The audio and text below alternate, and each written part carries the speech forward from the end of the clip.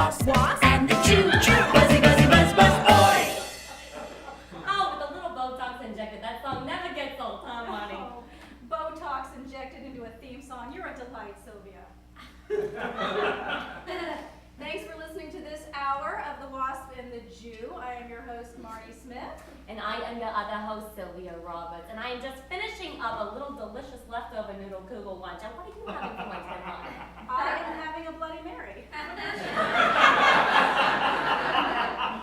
Okay, sweetheart, that looks just like a 12 glass of vodka.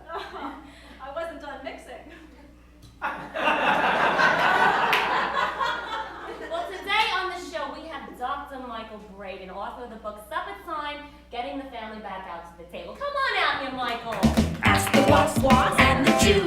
Buzzy, buzzy, buzz, buzz, oi! Hello. Hi, it's a pleasure to be here with you ladies. Oh, this is such a fabulous topic, Michael, and you are a doctor. Impressive. So, are you married? Yes, I am. Yes. Oh, it's a shame. I have a sister. Well, you know, a lot of families, they don't need to get at the table anymore, do they?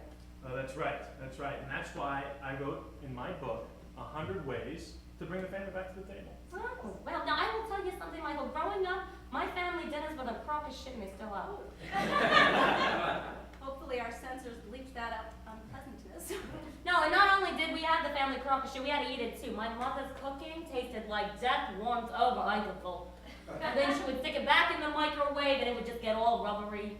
Right. Well, it's not really all about the food. It's about the bonding time. Oh, no, we don't bond yet. We just argue the whole time. It's nothing but yelling at each other. No, well, it's also really important to learn how to listen, you know, and let somebody finish their sentence. Oh, listen, Schmitzen, honey, look, whoever yells the fastest wins, okay? Am I right? Listen to your mother. I got glaucoma. You're gonna be sad when I get hit by a bus. This is nice.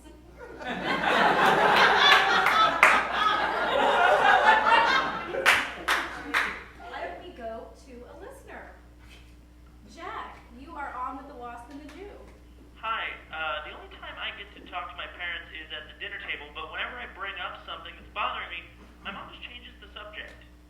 You know what? When I did my research, that was actually a very common complaint among kids. And what we found was if you just actually take that time. Actually, Jack, I'll get this one. One of the most important things I learned growing up is that if you have a problem with a family member, especially a parent, it's best to just push it down.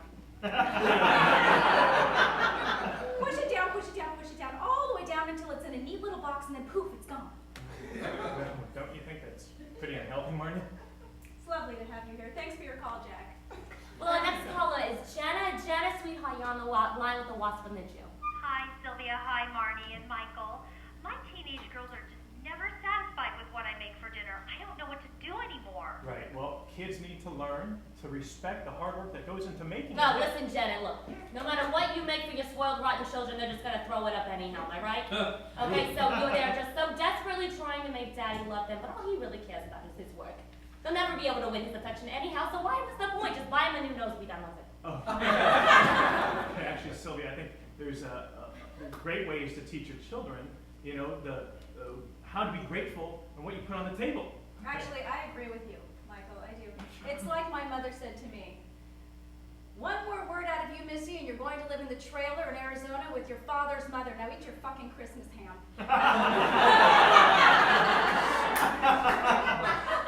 Thanks for the call, Jenna. My book gives you lots of ways to, figure out how to make dinner fun again. It's something interesting, trying something new with the family that's never been done before. No, that's a great idea, Michael. Yeah. Thank you. Okay, for example, let's say your family doesn't like Brussels sprouts. Well, try something new, a fresh way to serve them. Now that's just passive aggressive. No. The only way to combat passive aggressive is with a good dose of sarcasm. That's right. You should try what my father said to my mother. Something like, "Oh, goody.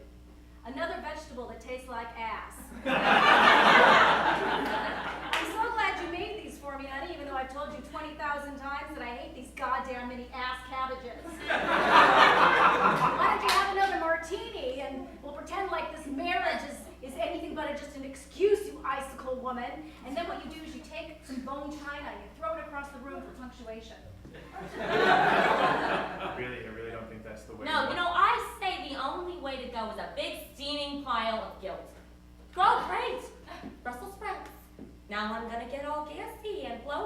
able to fit into that new dress I just bought for Bobby's children's bar mitzvah. Oh, but who cares? Who cares anyhow? You never took me out. You think I'm fat? You don't love me? You've stopped loving me? Years ago, I don't even know how much longer I'm going to be around. Probably had the cancer. And then you cry at the table until your husband buys you a new Mercedes. Done and done.